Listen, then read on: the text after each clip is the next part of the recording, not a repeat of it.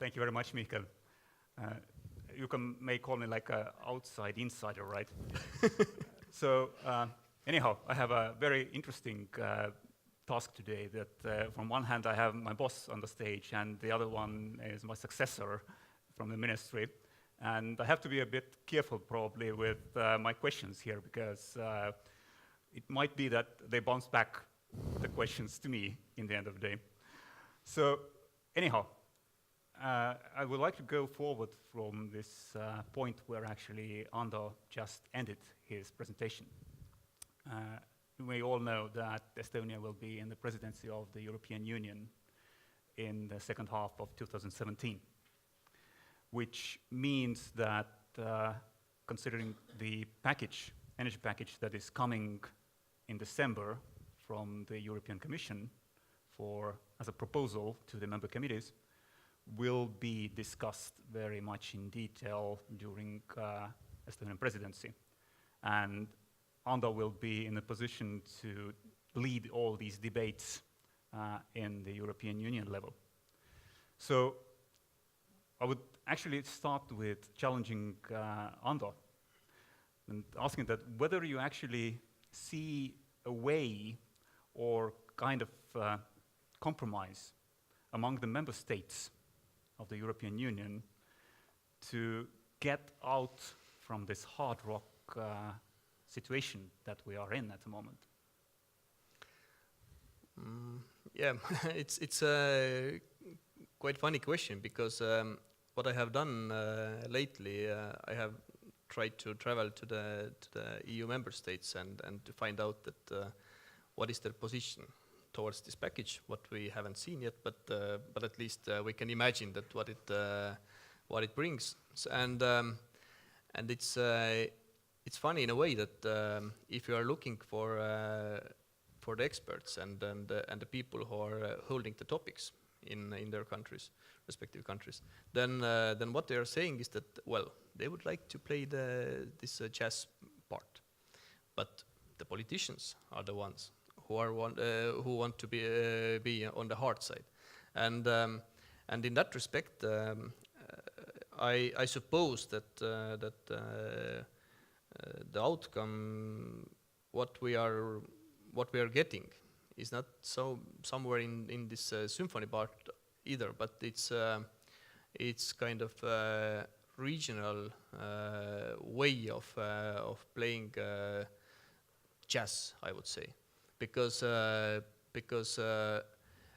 are totally different understanding of how the electricity market should look like in different countries, and I think it goes back to the politicians at the end of the day, because of course, I mean, if looking it from the technical and trade point of view, it makes sense to go for the energy only markets, and definitely if you are able to set the environment also sufficient for new investments, I mean, emission trading scheme, etc., then basically it would be excellent outcome.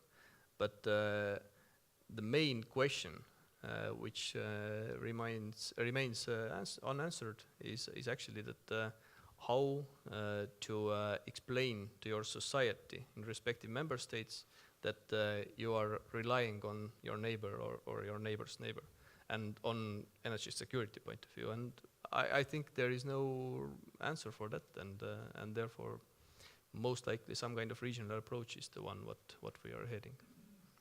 Christoph, for you, does it make sense to go for such kind of, I would say, sub-regional approach in the European Union? Or what would be your advice actually for the policymakers in the European Union to try to avoid this hitting of hard rock in a way? I think we have to start by acknowledging that what we are heading to is actually hard rock, and have to perhaps discuss what that actually means. And I think our scenarios have given an indication of what that possibly can mean, and it is a reality where we have clearly synergy losses. We have clearly losses from not sharing resources in the most effective way. We have losses from not coming up with the best solutions to confront climate and resilience issues. We have, and I think that those issues we have to not just assume that people are just aware of it. I think one of the mistakes or learnings from the Brexit and Trump debate is just so much has been taken for granted as being part of the everybody's knowledge, and I think clearly today analysis shows that we have widely overestimated that. I think that is one aspect, but the other aspect is also to, if you look back at history, you know, and say actually the strength of Europe has been built on things like Europe is the home for WTO. Europe is the home, you know, of ETS, and those two were clearly visionary, you know, landmarks that have had impact on the world thinking, and I think they have helped Europe not only as mechanisms, but also to define Europe as what it is, and a place for innovation, a place for you know, that on the basis of that innovation was competitive as well. And I think those two together, yes, what does it mean for energy? I think I'm carefully avoiding the complexity of that discussion. But I think the first thing, again, you know, acknowledge that the outcome, if everybody does what he wants and just focus internally, is hard work, and B, acknowledge that history, what has made Europe strong, is not hard rock. It's actually WTO is you know, is jazz, and the ETS is symphony, and the combination of those two has really made Europe strong in the past. Thank you. Yeah, I think what makes Estonia is a bit different in all of these discussions is this Russian context due to the geographical location. And it also provides quite a lot of new thinking from the energy trade perspective and climate discussion as well. How actually you would see, Ando, that you could address these Russian context in this larger debate in the European Union market design context? Well, first of all, if you're looking how the Europe is moving at the moment, then most likely we can do whatever we want to, but we are not able to explain it to the Europe. I mean, the Russian context is so much kind of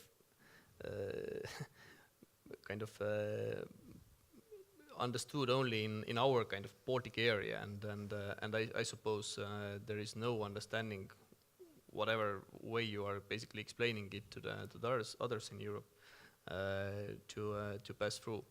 But what is actually good part of the Brexit is that this issue is going to be solved within 2 years by Brits, in a way.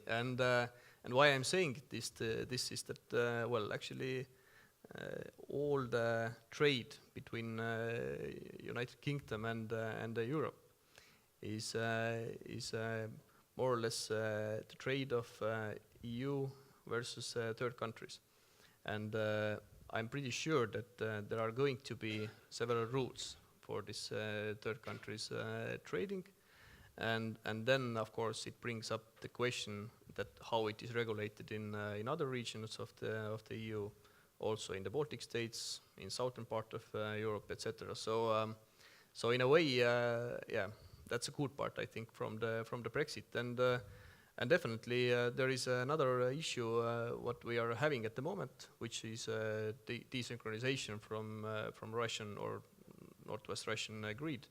And looking for synchronous connection with European network, and through that process, actually, the same issue: whether do we need to trade at all with Russia if there is only one-way trade, will come up as well. So I mean, in that context, that what is the reason to invest into the converter stations if there is only, I mean, one-way trade. So somehow I think within a couple of next years, basically this issue is going to be on the table anyway. Right. You mentioned also in the presentation, Christoph, that the regional integration is the, say, one of the investment areas in a lot of regions. And still, it's not very certain that the projects will go forward. But what are these actually your suggestions in these areas? Well, where can we actually release the tensions from the markets in order to get to these, let's say, more intensive investments in regional integrations? Look, I think one of the observations that we are making, with the regional integration discussion is that generally the first approach people have and policymakers in many countries have to a regional integration project is to reduce it to a political project. Mm-hmm. And I think we are everywhere, in every region, exposed to that risk. What we have done in some of the regions, we have started looking at pipelines of priority projects, identifying what are the top 10, 20 projects that matter for a region. And then with a qualitative survey asked, so what are trilemma benefits? And we have asked the question to ministers, and many of the ministers, or the contributing after that were saying, it's actually important to look at those benefits, because usually we just reduce it to the political connotation, and there is so great security or environmental or equity benefits from those projects that we should re-engage. And I think in the current discussion, even in Europe, Russia, I see not enough of that benefits discussion, I think, is one observation. I think a second observation is that actually if one says one has a neighbor and one wants to engage, and that is also true for for the regional integration, the biggest risk and exposure to that neighbor is if one hasn't any link at all, because then there's not much to be lost. And I think that is another part that is actually very limited part of the discussion. And so I think that the question is not how can one have the minimal connection, but the question must be what is the right level of connection to, yes, there's a Russian saying that I understand, there's a Russian saying, it's good to be in your friend's arms, it's never good to be in your friend's hands. And I think, it's probably the right level is not being in the hand, but in the arms. And that is probably, that's the one to sort out. Yeah, if I recall our efforts to build up the first Estlink project between Estonia and Finland, then the biggest struggle we had basically was to convince Finns that we are actually a reliable partner and we can make the investments together. And this is something that probably also plays around in other markets. I will open up the discussion in a minute also to the audience and try to summarize it in a way at the moment that well, if we look at the European Union context at the moment, it's not very easy to find any kind of, say, solutions that would drive us out from this hard rock situation at the moment. But anyhow, I will say that there is a chance to get, say, better and also much more flexible solutions to the market if we take this regional approach in the markets in order to get at least some regions moving and to show the ways forward for the other ones as well. So I would look whether there is any questions to the panel. Here we go. Teaduste Akadeemia. Andole on selline küsimus. Nagu me väga hästi teame, väga palju maailmas, I can ask in English too. Väga palju sõltub mitte asjatundjatest, vaid poliitikutest. Ja teatavasti eile toimus konsultatiivnõupidamisel, arutati energeetika probleeme. Kas sa osalesid selle nõupidamisel ja kui ei osalenud, kas sinu käest vähemalt küsiti? Another question would be Christoph. Küsiti ja osalesin. Küll senikaua, kuni hakati rääkima selles, et milles kokku lepitakse. And another question to Christoph. Because we all know that very much depends, not from specialists, from politicians. And very much depends what will happen in United States and China. And Donald Trump said clearly, what was done by Obama in the field of energy, it was wrong. and all what will happen in the climate change, it is stupid and he will not support it. How you look for this, what said by Trump, and how you discuss it in your council? Because it's very serious problem. No, I think that's exactly the issue of the hard rock scenario. I think we are, if we are indeed not taking, the approach that the symphonic approach would suggest to a COP, or that the jazz approach would take to a trade agreement, and Donald Trump says not only that on the climate side he is going to cut off, he is also thinking of cancelling the 4 major trade agreement, and obviously thinking about NATO and all the things. And if you add all that up, that is indeed a very different world. That is a world where the best technologies will not find their way to markets. It's a world where the price signal for carbon that we expect sooner or later to be there is going to stay a question of uncertainty and keeps investment from going. I think it's a world that, again, we have summarized as hard rock, which is global growth slower. It's one where we have more resilience challenges. It's one where we have more climate issues, and that's not the one that we favor. I think the key question must be what, obviously there's a reality check, and we have to be very cool-headed to see, what is going to be the reality there. But the other question one has to ask is, what can we do? What can every region do to kind of make its own situation as independent of the outcomes of US politics as possible? And I think what it means for Europe at this stage, again, it must mean that things like ETS, should not be questioned just because the prices are low. It means that, fix the thing and think of a longer-term future than 4 years. 4 years is a time that goes by.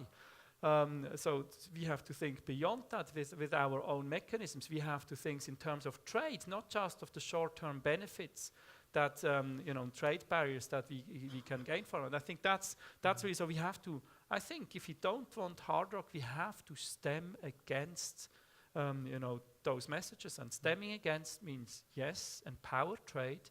Yes, look for the climate negotiations to be as successful as we can support it. Ando, you had Yeah, maybe just to complement. Actually, of course, it's totally different in the United States, but I think,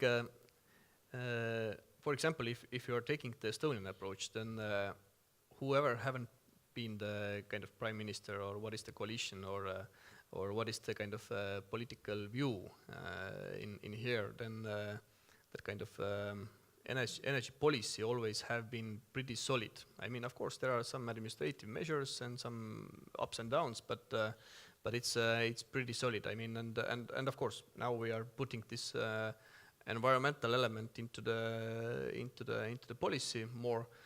But still, I mean, I also don't see any kind of huge kind of changes. I think from the new coalition, what Anto Raukos was asking. And in that respect, I suppose we are not in the world also in such a kind of pure hard rock scenario, because it's the energy transition itself what is actually goes over the politicians, whatever they are thinking. And if you are looking for the United States as well, I mean, shale gas issue is reality. I mean, whatever kind of climate policy you want to do it in the United States, I mean, it's commodity already in their markets, and the United States is kind of doing it anyway, whatever the new president is intending to do or not. The same goes with China. I mean, for totally different reasons, but I mean, their quality is so pure that basically they have to go into the renewables, the new technologies, etc. So what is good, I think, is that we are in the process of this technological transfer anyway, and now we just have to kind of think in a way that how the experts or how the industry or the markets can bring this topic back to their hands from politicians. But do you see actually from this new package that is becoming, you probably already know quite a lot of its content as well, whether it's supportive of such kind of grand transition or not. I think it does, because what is good in European Union, and I totally agree with Christoph that, well, there is a strong sense of kind of Europeanization and trade, etc.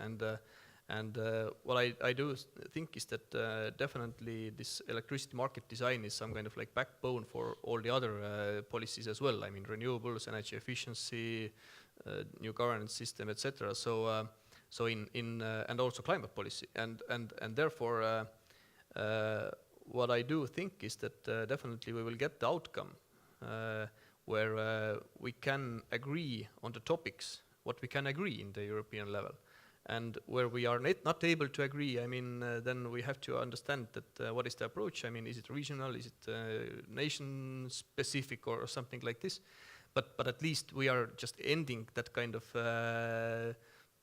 poor situation what we have at the moment, where we all are raising our flags and saying that well, we have an internal market, but sorry, we don't have the internal market. So at least some kind of clarity, I think, for the market players as well, that how to move ahead. Is there any other question here? Yeah. Wait a sec for the microphone, please. In this week, in Friday, will be in Jõhvi a conference on oil shale usage.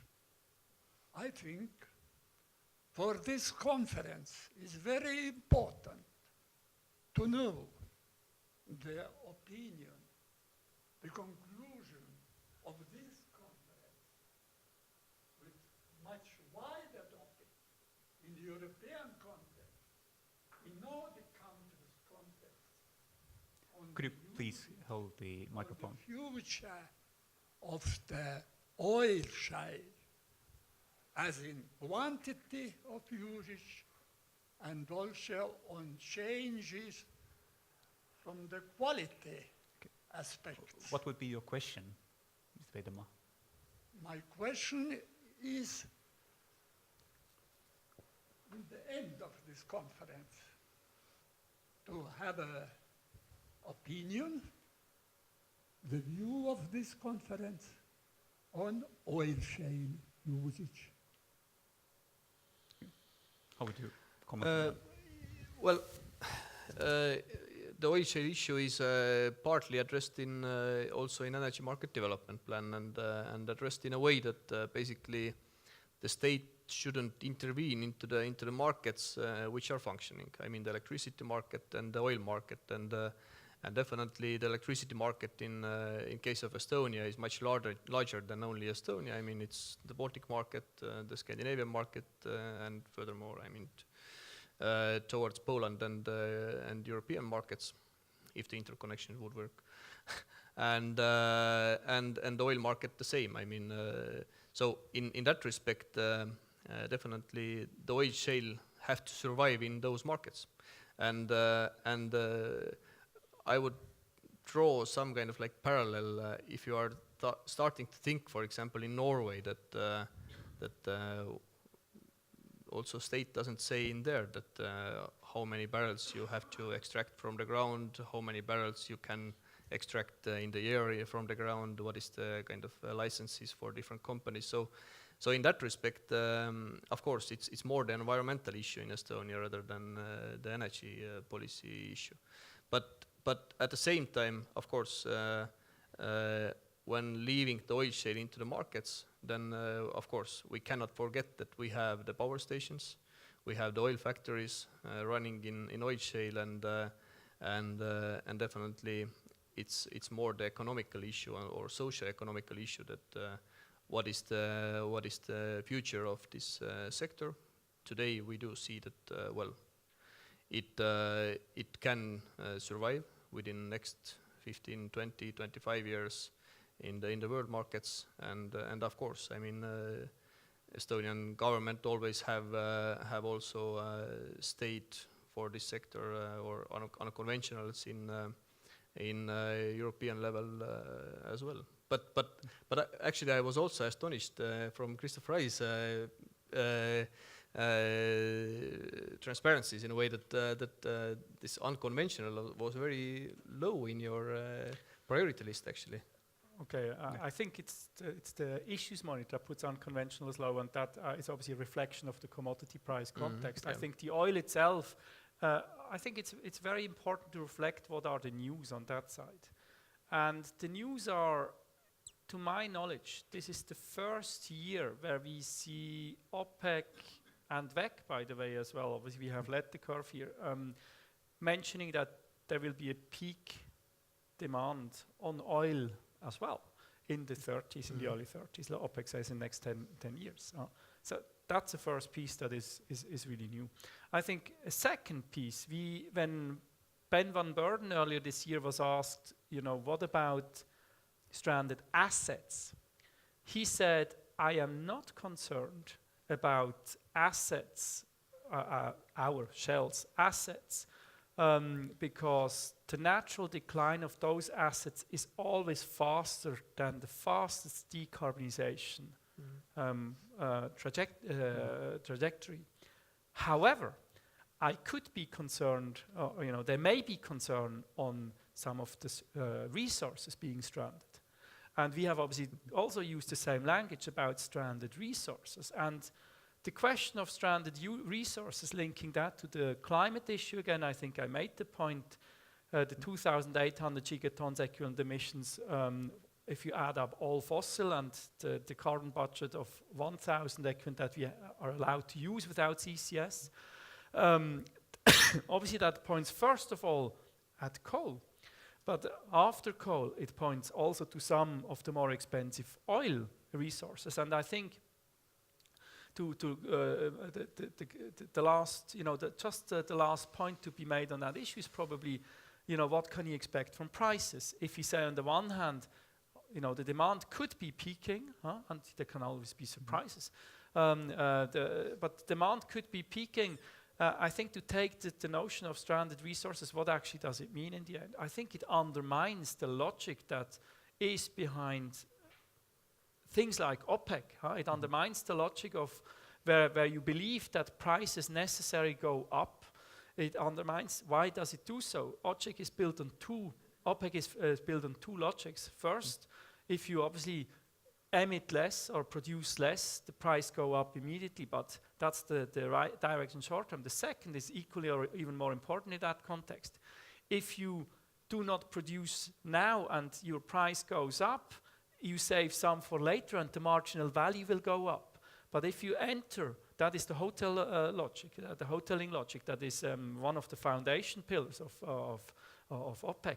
Now, if you suddenly, this logic doesn't integrate the possibility of stranded resources, and if you suddenly say there could be stranded resources, the reaction of a resource holder could actually be produce as much as you can, as quickly as you can, because there may be too late to produce. And if that is a logic, that obviously will put massive pressure on the oil side. It totally destroys the hoteling logic, and I think one could even ask the question, is Saudi Arabia's reaction putting 5% of Aramco on the market and looking for market share not already a step in that direction? And so if you adopt that logic, and we are in the scenarios context here, I think it would be a scenario I would warmly recommend to take seriously and think through and see whatever investment one is doing on oil shale, it's actually robust also in that scenario. And I think that, so apologies for a slightly long answer, but I think that is actually news. We have not said that before. It has not been acknowledged by OPEC or others before. It is acknowledged this year, and I think it's worthwhile to just rethink for a moment what that actually means. Right. Yeah, there is a question from Mikkel as well. Yes, actually, Christoph, you were here 5 years ago, and this morning I looked through the conclusions of what were you saying then, and I wrote myself a couple of words. That's dangerous. I'm not sure I want to hear it.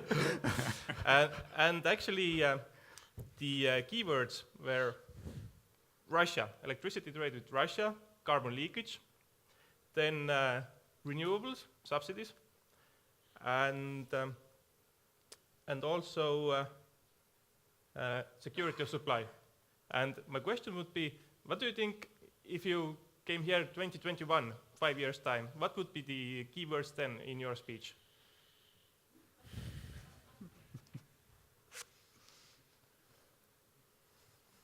This is a hard one. This is a really hard one. I would actually, I want to be optimistic with regards to how, Europe and Russia relations evolve going forward. So I would hope that issue is gonna, moderate on the agenda. I think in 2021 we have what we see as, what we see. So let me just qualifying the geopolitical agenda. I mentioned actually as part of the discussion one, and this goes slightly the other direction. I mentioned one observation we have is that decentralization and digitalization and all the innovation push we see, we would expect naturally to take out the geopolitics. This is not true in the short term. In the short term, it does the opposite, because what it does is exactly create the stranded resources that will create lots of counter pressure from resource holding countries that will come back via the climate negotiation. So in the next years, the geopolitics will be very important, which makes it even more important to engage with key geopolitical players. And that's the reason, and I think the world will have to acknowledge that. And that's the reason why I actually want to be optimistic to say actually Europe will find its way back to discuss with, and it may be not an easy way, but it's certainly a must way to discuss back with Russia. I think a second point is we see, if one of the most exciting place of news is this, and I just briefly touched on it, this, can energy become the mobile phone leapfrogging context that we have seen in the mobile in the communications industry? And again, 3 years ago we would have said absolutely not. Absolutely not. This is, we are long, we are big, we are large, heavy, etc., and all that thing you cannot leapfrog. Today we see stuff happening, and I'm going to give one example. And I think, in 5 years, when I come back in 5 years, I'm convinced this stuff is mainstream.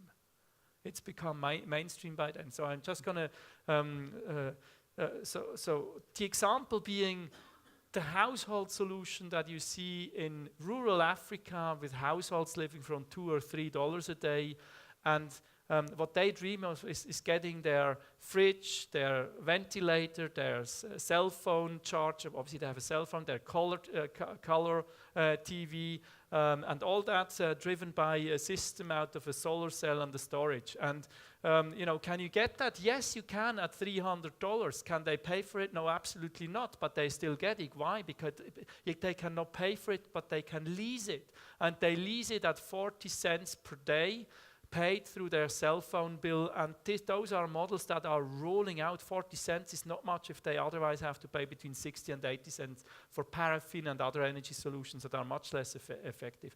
Now, if we see those type of models rolling out at the speed that they currently do, there's massive learning curve opportunity. This is reinventing the utility industry from the bottom, and I think that will come back, and yes, in 5 years it will be on the agenda. So I think Russia will be off the agenda in the way it is today. The innovation side, we will totally speak in a different way about innovation. I think on the climate side, the hard rock, I wish it's going to be off the agenda. I'm not quite sure. Right.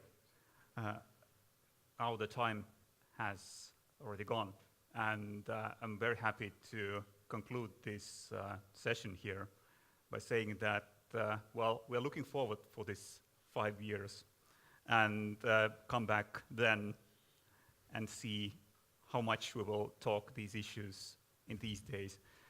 And I would just ask you to give a hand of applause also to our speakers here. Thank you.